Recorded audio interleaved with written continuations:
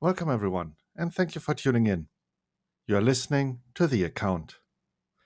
I wanted to thank you all for your continued support and all the nice comments you leave me here on YouTube and over on Discord. Sorry, I'm not responding to each and every one, but life has gotten a bit stressful since the new year and I barely find time for making the reports even. But do not worry, I'm here to stay until the end. And now, without further ado, the news report for day 321 of the war in Ukraine. Again, no major event is taking place, which means we will just go over the minor reports grouped into the situation inside Ukraine, the occupied territories, Russia and Belarus, and the international developments. First, though, we will take a look at the flashpoints along the front. Kremina. Ukrainian forces are managing to consolidate their gains around Kremina. Battles have moved from around Dibrova to Kuzmine. Russian attacks on Chervono-Popivka have proven costly and fruitless. A lot of Russian casualties have been reported in the area. Soledar. Russia is slowly but steadily advancing in and around Soledar, paying an extremely heavy price.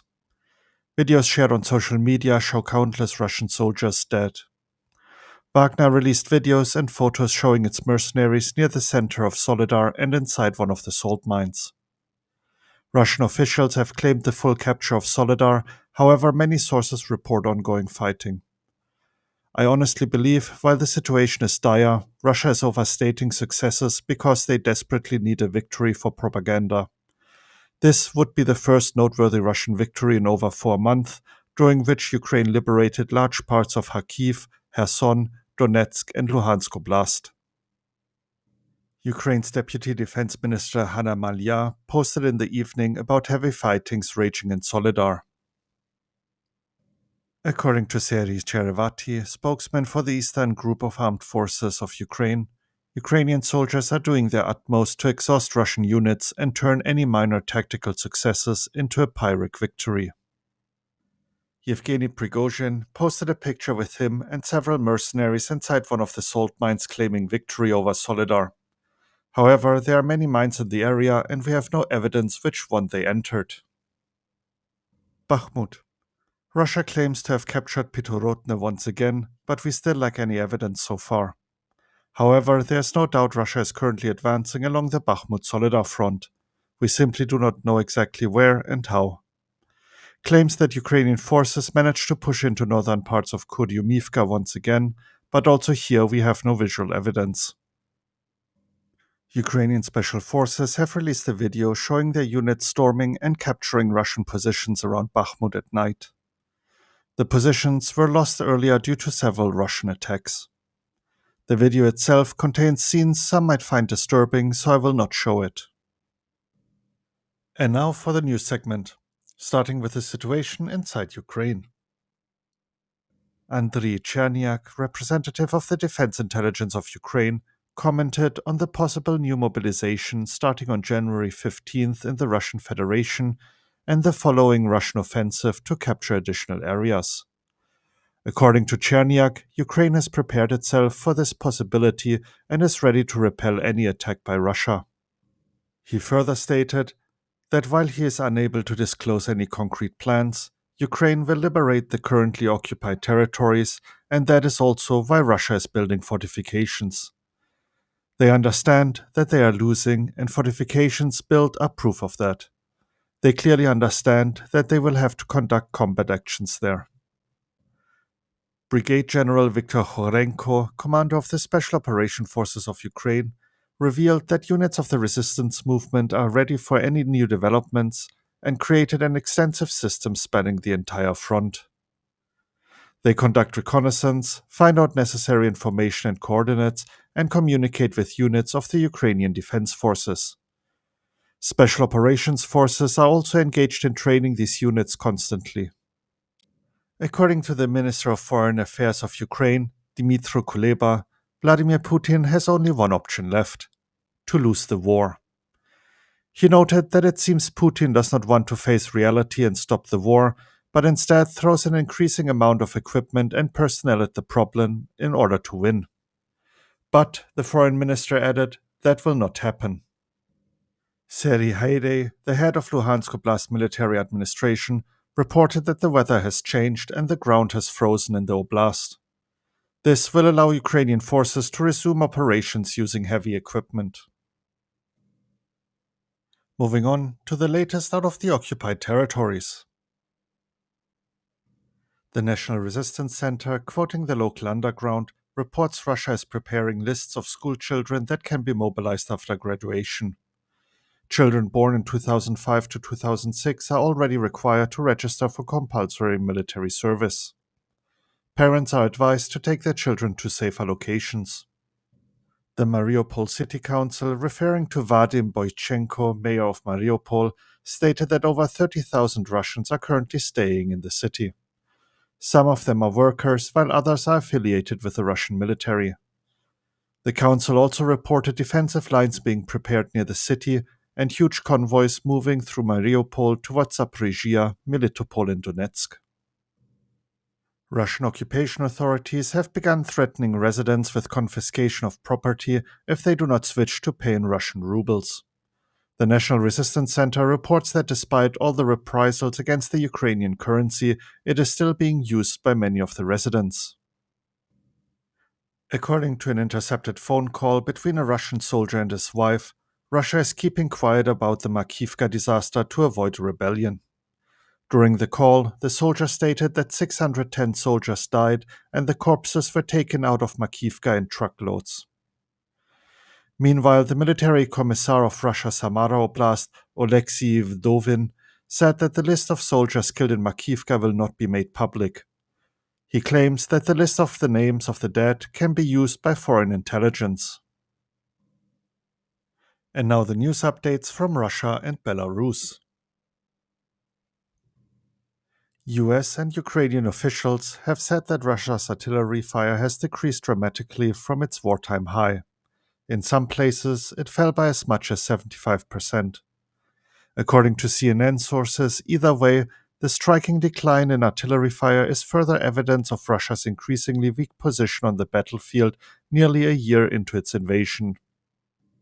Russian Colonel General Alexander Lapin has been promoted to Chief of the General Staff of the Ground Forces of the Armed Forces of the Russian Federation. Lapin was criticized by Ramzan Kadyrov for the crisis at the Liman front. On October 29th, he was dismissed from his post as commander of the Russian Armed Forces of the Central Military District. The Ministry of Defense of Russia is spreading propaganda about new weapons it will receive in 2023 in an attempt to intimidate other countries. Meanwhile, Sergei Shoigu, Minister of Defense of the Russian Federation, told the leadership of the Russian Armed Forces in a conference call that Russia will develop the nuclear triad and actively use artificial intelligence technologies. The deputy chairman of Russia's Security Council, Dmitry Medvedev, expressed his concern about other countries surpassing Russia in the modernization of Soviet military equipment. According to him, especially the T-72 tank modernizations are of concern, and Russia has to act faster, more persistently, and more effectively. He said, "Our enemies have financed the modernization of 100 T-72 tanks. I have to emphasize this, not foreign tanks, but T-72s, so that they can be deployed from the Soviet inheritance." And finally, to wrap up the news segment, the international developments. France and Poland have begun pushing Germany to supply Ukraine with German-made Leopard 2 tanks. In particular, in order to break the taboo of supplying tanks, French President Emmanuel Macron announced the supply of light tanks to Ukraine. German Chancellor Olaf Scholz said that, as already mentioned earlier, he is convinced of the need to coordinate the supply of weapons to Ukraine with allies. The United States is considering supplying Ukraine with Stryker armored fighting vehicles. According to a Defense Department official who spoke to Politico on condition of anonymity, the Strykers could be part of the next aid package to Ukraine, which could be announced with or without the Strykers late next week. The UK has not yet made a final decision on sending Challenger 2 tanks to Ukraine. This was reported by Reuters with reference to the spokesman of the British Prime Minister Rishi Sunak. Ukraine is set to receive the Swedish-made Archer self-propelled artillery system. Swedish Prime Minister Ulf Kristersson said that Sweden has always supported providing Ukraine with this advanced weapon system, and work on the matter is ongoing. When asked why Archer systems were not included in the last aid package, he explained that they were not at the top of Ukraine's wish list. According to Bloomberg, Russia's crude oil is trading at $37.80, which is half of the global price for oil and way below the price cap of $60. The news outlet further reports that Estonia is preparing to present a plan to seize Russian assets in the EU and transfer them to Ukraine. Currently, the EU is considering what to do with $322 billion in Russian central bank reserves and billions in frozen assets of sanctioned Russians. Today, NATO and the European Union signed a joint declaration on strategic partnership against the backdrop of the war waged by Russia against Ukraine. This was announced by the Alliance Secretary General Jens Stoltenberg during this briefing. The German Foreign Minister Annalena Bärbock has paid a surprise visit to Kharkiv. She is the first German official to visit the town since the beginning of the war. Dmytro Kuleba, Ukraine's foreign minister, who accompanied Bärbock on her visit, stated that he is confident Germany will provide even more military assistance. Canada will purchase one more NASAM air defense system from the US to donate it to Ukraine. This was stated by Minister of National Defense Anita Anand during a call with Ukrainian Minister of Defense Oleksiy Reznikov and by the Prime Minister's office. And now for our intelligence update segment, starting as usual with the UK Ministry of Defense. In the last 4 days, Russian and Wagner forces have made tactical advances into the small Donbas town of Soledar and are likely in control of most of the settlement. Soledar is 10 kilometers north of Bakhmut, the capture of which likely continues to be Russia's main immediate operational objective. Russia's Soledar axis is highly likely an effort to envelop Bakhmut from the north and to disrupt Ukrainian lines of communication. Part of the fighting has focused on entrances to the 200-kilometer-long disused salt mine tunnels which run underneath the district. Both sides are likely concerned that they could be used for infiltration behind their lines. Despite the increased pressure on Bakhmut, Russia is unlikely to envelop the town imminently because Ukrainian forces maintain stable defensive lines in depth and control over supply routes.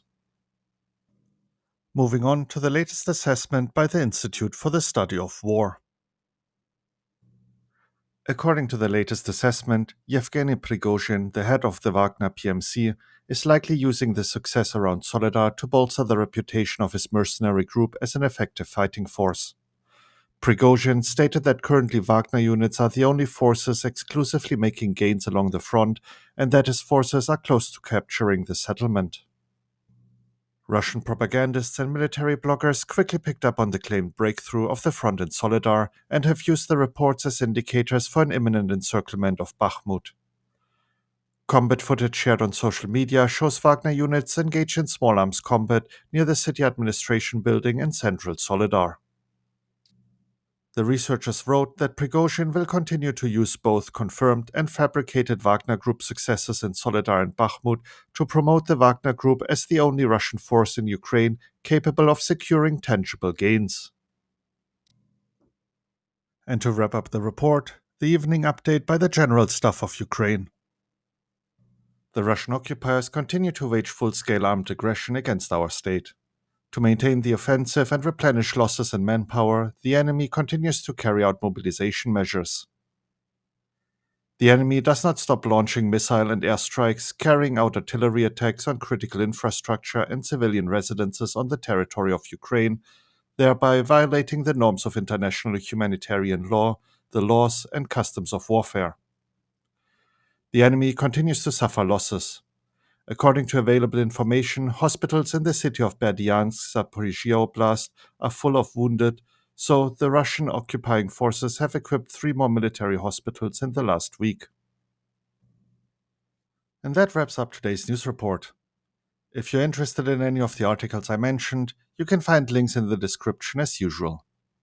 Thank you for tuning in and have a great day. You were listening to The Account.